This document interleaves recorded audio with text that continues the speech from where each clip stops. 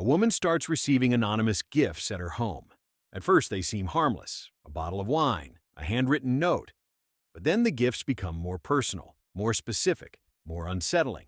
When the sender is finally revealed, it's her husband's old friend, a man who starts remembering things he shouldn't.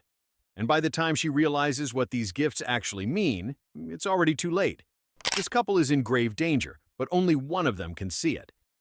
But before this homewrecker ever enters the scene, Simon and Robin are occupied with their search for a new house in California.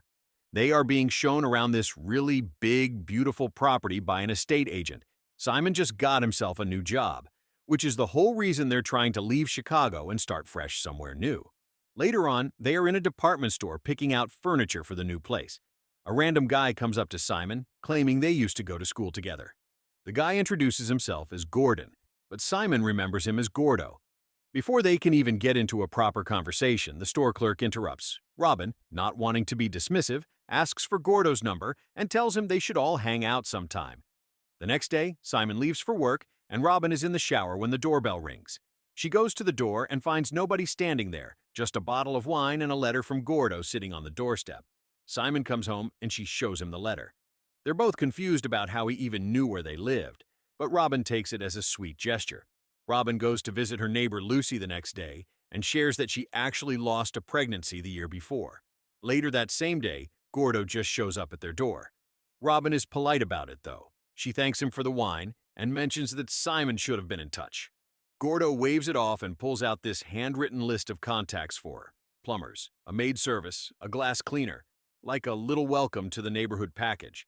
She also mentions that she's planning to fill up the backyard pond with fish and asks him to stay for dinner.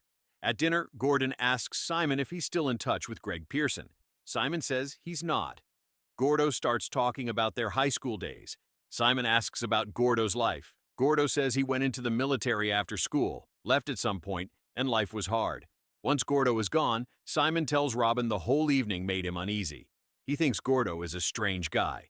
Robin tells him to calm down, that it was just one dinner and they don't have to repeat it. The next evening, they're out at a corporate event for Simon's job. Later, when they get home, they find yet another delivery from Gordo, a thank you note and fish food. And when they look at the pond outside, there are koi fish in it. Gordo bought them fish for their empty pond. Robin finds it touching, but Simon is genuinely irritated. The next morning, Robin gets back from her morning run and is about to sit down and work when Jangles starts going crazy barking, and Gordo's standing at the front door. Robin lets him in. Gordo sees that Simon has written the word weirdo right next to his number. Simon and Robin arrived at Gordo's house to honor his invitation.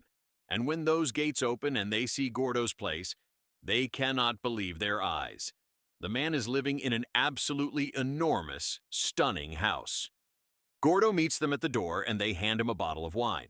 Simon asks if Gordo is married, and Gordo gives this vague answer, saying it's a long story, but he's not. Then Gordo gets a phone call that sounds urgent and excuses himself, saying he'll be back in 5 minutes.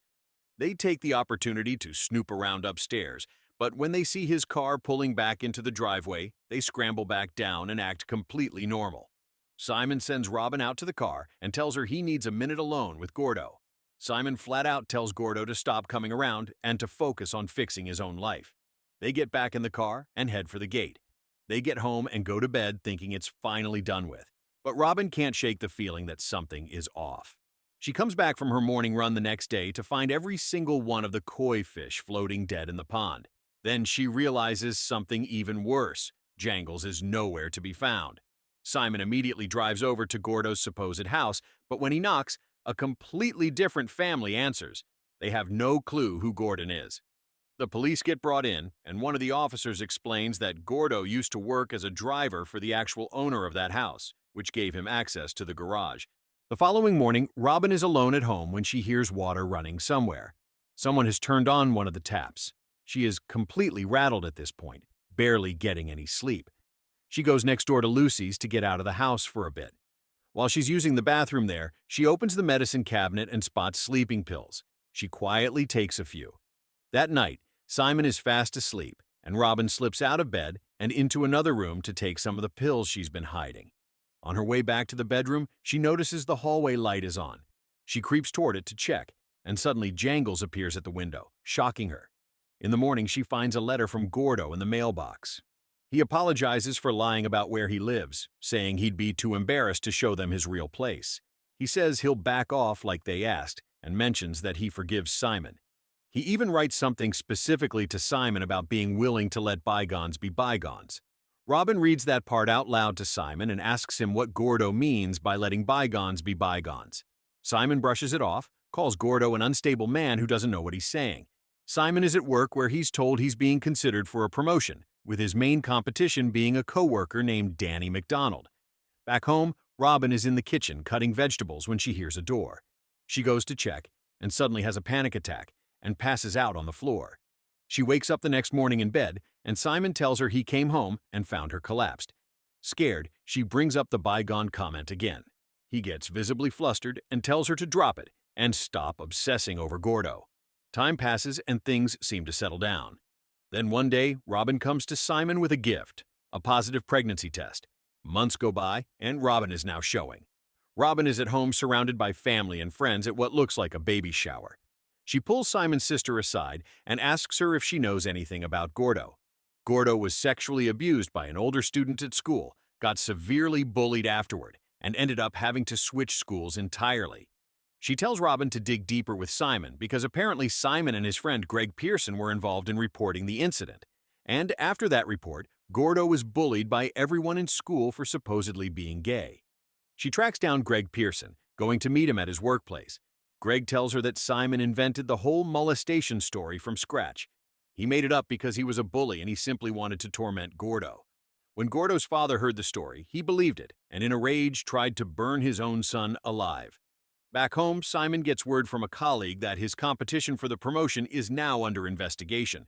Robin confronts Simon. He denies it first and then says it was a minor thing from 2 decades ago. He's not about to apologize for it, and Gordo needs to grow up and move on. He starts going on about Robin being bullied in school too, and that's when she slaps him and tells him that he was a bully back then and nothing has changed. She tells him he needs to apologize to Gordo. Simon eventually tracks Gordo down at a bar quiz night where Gordo is working as a host. He waits until Gordo is done and confronts him in the parking lot. He says sorry, but Gordo sees right through it. Simon even lets it slip that Robin puts him up to it, and Gordo tells him it's too late for all that. That's when Simon completely drops the mask, he gets physical, knocks Gordo to the ground, calls him a loser, and threatens that if he doesn't stay away from his family, he will make his life a living hell. Simon goes home and lies to Robin's face, telling her Gordo was really touched by the apology, and it's all been sorted. Days later, Simon gets his promotion and has everyone over to celebrate. He's in the middle of giving a speech when there's this massive bang. Everyone freezes. Then a rock comes flying straight through the window. Simon rushes outside and someone comes charging out of the darkness and shoves him. He grabs the person and wrestles them to the ground, and it's not Gordo. It's Danny McDonald, his coworker. Danny accuses Simon of deliberately sending a dishonest email to their bosses to make him look bad and steal the promotion from him. Right in the middle of all this drama, Robin's water breaks. She's rushed to the hospital and delivers a baby boy. At the hospital, Simon gets a call telling him to clear out his desk. Turns out, the boss found out what he did to Danny. Then Robin drops another bomb on him. She doesn't want to go back home with him. She's done with the marriage. Simon drives home alone with everything collapsing around him and finds a big wrapped box sitting on the porch. There's a note with it. It just says, "A gift," and a little smiley face. Back at the hospital, Gordo quietly walks into Robin's room while she's sleeping, arm in a sling. At the house, Simon unwraps the box and finds a baby carrier containing 3 smaller gifts labeled 1, 2, 3. He opens the first one. It's a key to his own house. The second one has a CD. He puts it on and hears a recording of himself from that dinner at Gordo's, mouthing off about Gordo being a weirdo obsessed with his wife. Meanwhile, at the hospital, Robin opens her eyes and nearly screams.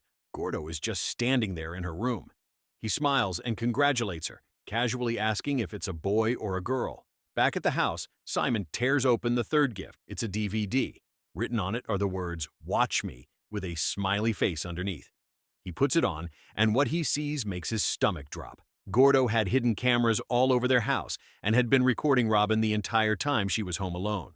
He watches the footage of the day she collapsed, Gordo had spiked her Gatorade.